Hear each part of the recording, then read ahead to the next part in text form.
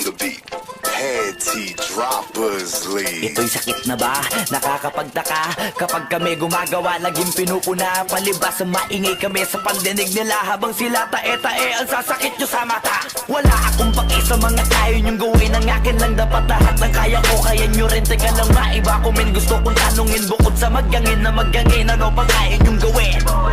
Pero at lahat ng rap, wak na wak, tingin nila sa'yo pag nag-trap. Pero nung lumaon, tugtog na namin yung swak na swak, yung dating swag, nag-trap na rin daw what the fuck. Hirap kasi sa kanila magagaling magsalita, gaya-gaya na agad pag naging kakaiba ka.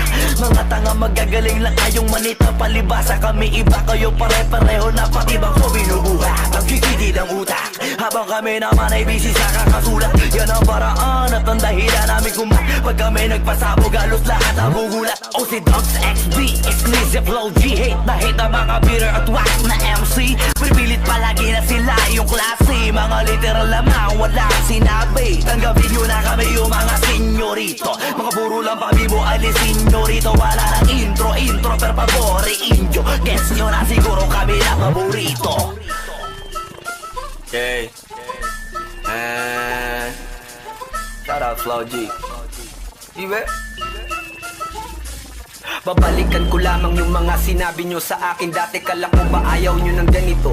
Pero bakit ngayon nagbabaka sakali bro, na makasama at makasali ka sa tabi ko? Tangina, mga rapper talaga dito sa Pilipinas. Nako anak ng tinapa, di ka naman bida, pero feeling mo kontrabida ka. Di ka belong sa kanila, lalo na kapag iba ka, mag-isa ka. Hola, palibas sa di na makataka sa tugtugan nila, mga lame ass motherfuckers. Patayin tong mga whack motherfuckers, feeling crap motherfuckers.